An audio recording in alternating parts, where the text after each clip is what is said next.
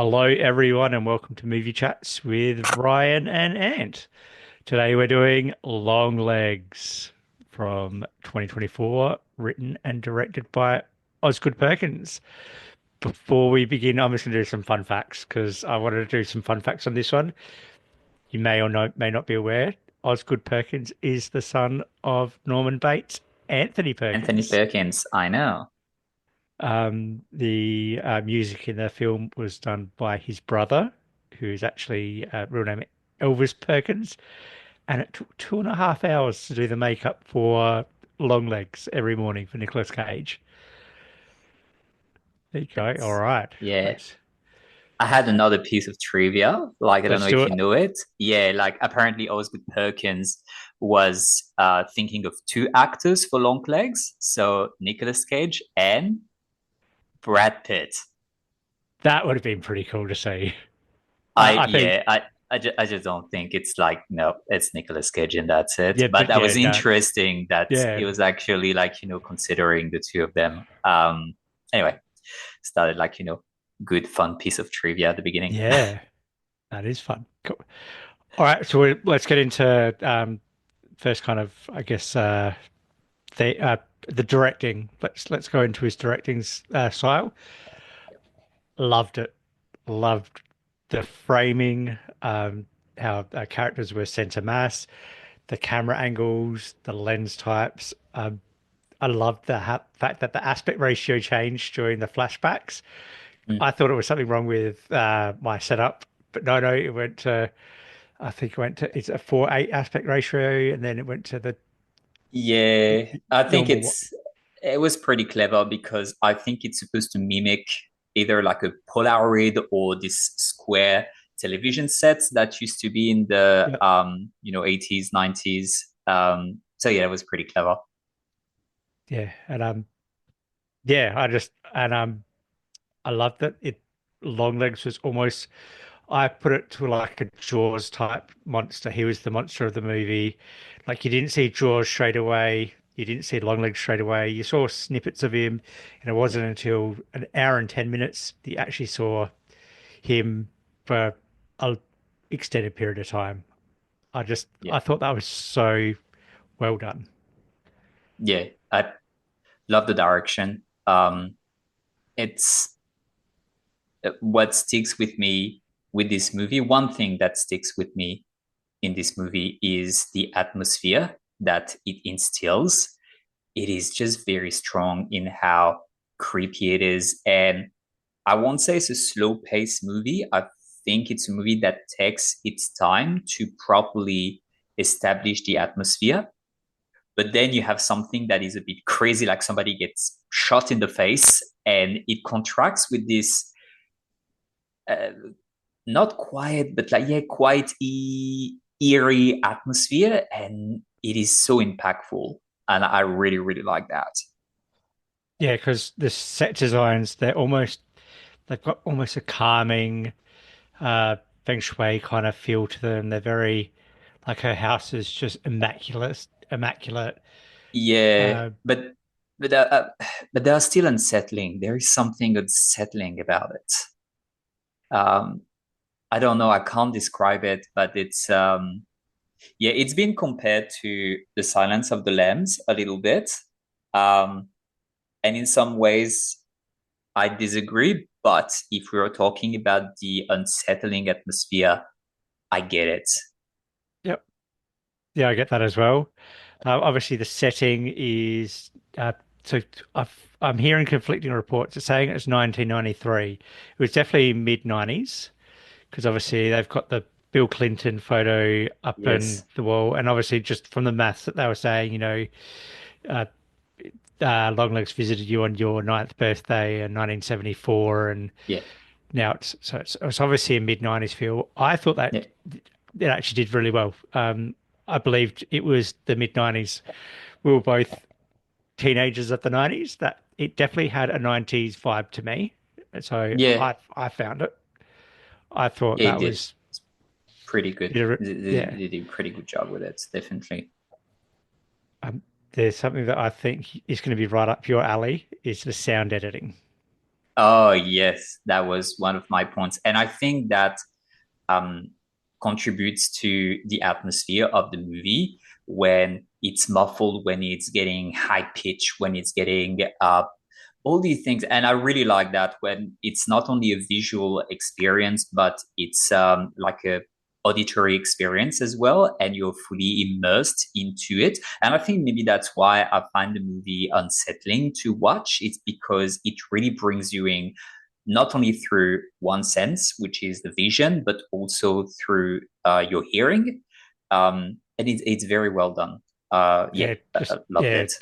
just some of those horror sounds. Just while she's working the case, you're getting all those horror sounds on the back of it. Yeah, it does kind of just make your skin crawl a little bit, and it's just that you're not seeing anything, but you're hearing it. It's just like it's a sense that it could be there, but it's not there. Yeah, yeah, definitely. All right, should we go into what do you want to go into? I was thinking of going into the cast Uh, next, but if you've got something to discuss, yeah, let's go into the cast. I think we need to address the elephant in the room, which is Nicolas Cage as Longlegs. What did you think of his performance? it's just if you didn't weren't told that that was Nicolas Cage, you wouldn't know that that was Nicolas Yeah, Cage. He just transformed himself into something so chaotic and different. And Nicolas Cage is chaotic and different anyway, but yeah. this is just up to it's turned up to 11 basically. It was just oh the voice, the cadence, the look, it's just the hair, the makeup, the all of it was just so well done. And Mm. yeah, it's a shame he said that he's never ever going to play a character like this ever again. Like It's the like, serial ah, killer. Yeah, I know. But it's yeah, it's he's so good in it. It's and I was saying when I was saying that little bit of trivia about Brad Pitt or him, when I can't picture Brad Pitt or anybody else doing this role, is because he vampirized this character and yeah, making it so perfect is creepy, but in some ways is a little sweet, but deranged. And it makes my skin crawl. And the voice as well, how it goes a bit low and then it goes high pitched, and it's just if I had one word to describe his performance, would be bonkers. He's bonkers, absolutely bonkers, but it's awesome. It makes the movie so good. Like it's one of the key selling point of the movie that Nick Cage is in it, and through all this makeup, he shines through into this yeah bonker all in character. yeah. It's I was reading some IMDb trivia that they were saying that yeah about his voice, he was able to get it to the line of where it basically you kind of if he goes too high you can't hear Yeah, him, if he goes too low you can't hear him, and he could do that perfectly. Like no actor's ever been able to do that, and so that's just really impressive talent that yeah, he could do that. Um, I like the fact that there's an adult age old saying less is more, and that's exactly what we got here. We got you didn't the movie wasn't it was kind of he was a tertiary character almost. He mm, only came in for that interrogation scene. We'll talk about that in a second. And that's pretty much what we got of him, unless but there was just snippets. But yeah. then yeah, I think that's all I think was really needed. It It would is, and it's very effective. Every time that you see him on screen, even as you were saying at the beginning, you don't even really see his face. It's like it's cut where you just see like his torso because it's filmed at a child's height because he's talking to a kid, and then you're seeing him at the gas station when he's doing some shopping as well. You see not long he does this cuckoo cuckoo sort of thing, which is so creepy. But you don't see him that much before the interrogation. Even that, it's not, but it contributes to when you see him on screen, he's really memorable. and you don't need more than that to contribute to the story or anything else. Yeah. Um, we'll go into movie references. We touched on Silence of the Lambs before, so Lee was kind of a bit like because ironically I watched Silence of the Lambs straight after Yeah. watching this, so now I can kind of go, I can see kind of similarities. So Lee is the Starling and Carter is the Crawford in that kind of respects because he's the mentor. I Yeah. think that's really where it kind of where it is. I didn't Uh, see any. It was it was kind of creepy, yeah. but I didn't. I know For me, some people are it's yeah. For me, some it's the some people atmosphere, the really. atmosphere. That's yeah, the atmosphere. I mean, the Silence of the Lambs was made in the 90s, and it was supposed to be current days when they made it. So it has this 90s feel, and it's a creepy movie with Buffalo Bill and Hannibal Lecter. And this one emulates the 90s. So they feel a bit similar.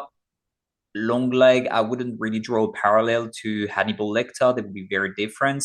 And even Harker with Clarice Starling is sort of something, but I would say for me, this is where it stops because this one is a bit supernatural.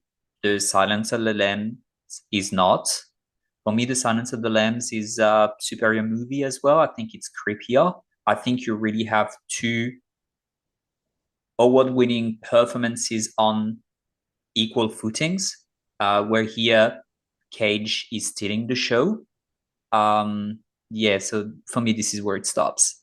Yeah, I would agree because because obviously Silence is more realistic. It's got that it could actually happen kind of feel to it, whereas Longlegs it Yeah, does have does have that supernatural, that occult with the so yeah, that's where it was. yeah, yeah, I actually saw more similarities with Seven more than anything because it's the yep, killer that kind of uh, uh, gives himself up because he doesn't really try to go into hiding or anything like that. He lets himself be arrested. There's I guess again it's the Seven could actually happen. There's no supernatural elements to Seven. I think it's more the more horror based themes and the credits go backwards in both these movies. So it's got mm, that kind of that's kind of how the occult works where things are said backwards. So that's what I yeah, found. So there's a couple of similarities there. mm, yeah, yeah, interesting. Hmm. Do you have much to say on the occult of it? Is that something you'd like to The Cult. the occult, the dolls and the balls, how and the black smoke that comes out of them? Uh, Is that look, something that you, it's part of the story. And that's personal preferences as well. I'm usually prefer things that are rooted more in reality. I like a bit less anything that is supernatural, but I would say that this one was quite well done. Sometimes it can be used as a cop out of, oh, let's just chuck in something supernatural because it's easier to explain than trying to use logic. But this one actually weaved it in pretty well. Um, so it was all right. Like, it's not trying to over explain it. yep, It's there in the story. You yep, understand it enough. It doesn't come at the foreground. It's never the main meal of the movie. It's just there to explain it, and it explains it enough to move the story forward. So that was all right. But when I'm comparing it to Silence of the Lamb, that's why I think Silence is a superior movie because it is it's better written in that sense. The storyline is stronger than Longlegs. yeah, yeah. I like that. I like that analogy. That's good. Yeah, I think it was just I accept it for what it was. Yeah, You don't need to think about it too much. You just have to yeah, go. It was magic, and it was the work of the devil. yeah, All exactly. right. What should we get into our scoring? Let's do that. I'm going to give it. It's either a four or a four and a half. I think I'm leaning to more towards four and a half, just because I think Cage's performance just tipped me over. So I'll go four and a half. Nice. I go 4 out of 5 on this one. I really like it. I like the atmosphere. I like Cage's performance. For something supernatural, which is not necessarily something that I gravitate towards, I think it was very well done. Um, yeah, but it's does suffer a little bit of comparison with Silence of the Lambs, which I think for me would be a 5 out of 5 and a Oh, way superior movie. yeah. But 4 out of 5, I think it's very good. I think it's one of the best horror movies of 2024, or even like the few last years. So yeah, very good one. 4 out of 5. Very good. All right. Well, I think that's it for today. Mhm. Until next time, thanks for listening, everybody. And please like and subscribe. Thank you.